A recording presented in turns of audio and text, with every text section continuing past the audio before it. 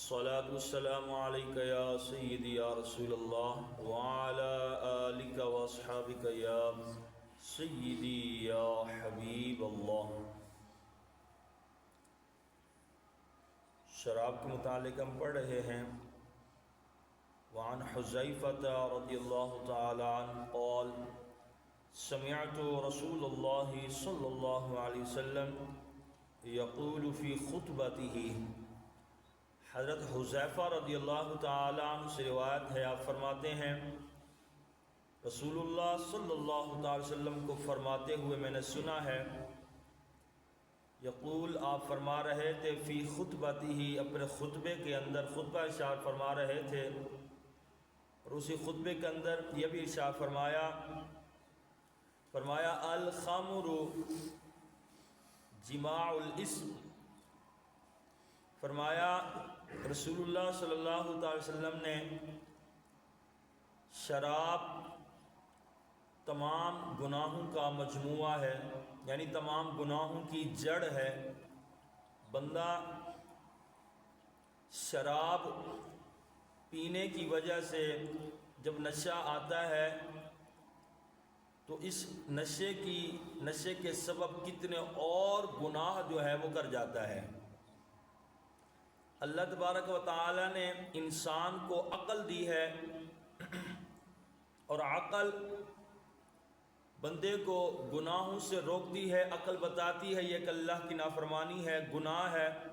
تو بعض اوقات بندہ جو ہے جب ذہن میں عقل کے اندر یہ بات آتی ہے تو بندہ گناہ سے رک جاتا ہے، لیکن جب بندہ شراب پی لیتا ہے تو شراب پینے کی وجہ سے عقل پر پردہ آ جاتا ہے، جس کو ہم نشہ کہتے ہیں۔ خمر کا معنی بھی یہی ہے، ڈھانپ دینا، لغوی معنی خمر کا یہی ہے، ڈھانپ دینا۔ گویا کہ شراب جو ہے وہ عقل کو ڈھانپ دیتی ہے۔ اسی طرح خمار عربی کے اندر دوپٹے کو بھی کہتے ہیں، جو سر کو ڈھانپ دیتا ہے۔ تو اسی طرح یہ جو شراب ہے، خمر ہے، یہ عقل کو ڈھانپ دیتی ہے، عقل کو ضائع کر دیتی ہے۔ جب بندہ نشہ پی لیتا ہے اس کو نہیں پتہ چلتا کہ میں کیا کر رہا ہوں۔ اسی وجہ سے بندہ کتنے گناہ جو ہے وہ ایسے کر جاتا ہے جو اسے نہیں کرنے چاہیے ہوتے۔ اسی حدیث کو سمجھنے کے لیے ایک مختصر سی حکایت، گزشتہ امتوں کے اندر ایک متقی پرہیزگار تھا، اس کو کسی عورت نے کمرے کے اندر بند کر دیا۔ جب بند ہوا تو اس کو مجبور کیا گیا کہ کمرے کے اندر 3 چیزیں موجود تھی، ایک بچہ لیٹا ہوا تھا، دوسرا شراب کا پیالہ رکھا ہوا تھا، اور تیسری وہ خود عورت موجود تھی۔ اس عورت نے کہا کہ 3 گناہ تیرے سامنے ہیں، مجبوراً تجھے ایک گناہ کرنا پڑے گا، یا تو مجھ سے بدکاری کرنی پڑے گی، یا یہ شراب کا پیالہ پینا پڑے گا، یا اس بچے کو قتل کرنا پڑے گا، تیری جان چھوٹے گی ورنہ نہیں چھوٹے گی۔ اب وہ متقی تھا، پرہیزگار تھا، جان اس نے چھڑوانی تھی۔ اس نے کہا کہ اگر قتل کرتا ہوں، قتل بھی گناہ ہے اور یہ بچے کے ساتھ بھی زیادتی ہے، اسی طرح اگر بدکاری کرتا ہوں تو یہ عورت کے ساتھ زیادتی ہے اور یہ گناہ بھی ہے۔ اور اس نے شراب کو معمولی سمجھا اور اس نے شراب کا پیالہ جو ہے وہ پی لیا۔ اب جب شراب کا پیالہ پیا تو عقل پر پردہ آ گیا، نشہ آ گیا، تو اس نے اس نشے کی وجہ سے، عقل جو ہے وہ ڈھانپنے کی وجہ سے، فرماتے ہیں کہ اس نے وہ بچے کو قتل بھی کر دیا اور اس عورت کے ساتھ بدکاری بھی کر دی۔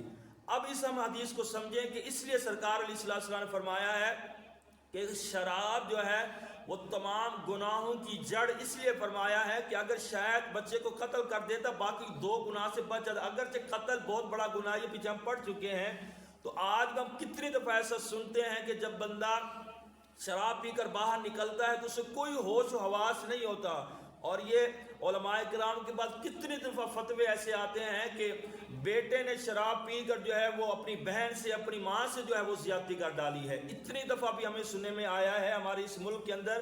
وجہ کیا ہے کہ وجہ شراب ہے، کہ شراب جب بندہ پیتا ہے تو عقل ضائع ہو جاتی ہے۔ اس لیے سرکار علیہ السلام نے فرمایا، اور گزشتہ دنوں میں بھی یہ ہم نے سنا تھا کہ ایک لڑکی نے جو ہے وہ شراب پی کر گاڑی کے نیچے کتنے نوجوانوں کو جو ہے وہ قتل کر، یعنی رون ڈالا تھا، اور بعد میں جب پتہ چلا کہ وہ نشے کی حالت میں تھی۔ یہ کتنے ہمارے رات کو جو ایکسیڈنٹ وغیرہ ہوتے ہیں وہ نشے کی وجہ سے ہوتے ہیں، حالانکہ قانوناً شراب پی کر جو ہے وہ گاڑی چلانا جرم ہوتا ہے۔ وجہ یہی ہے کہ جب بندہ شراب پی کر چلا رہا ہے اسے نہیں پتہ چلتا میں کہاں جا رہا ہوں، کیا کر رہا ہوں، کتنے سپیڈ میں، کچھ پتہ نہیں چلتا۔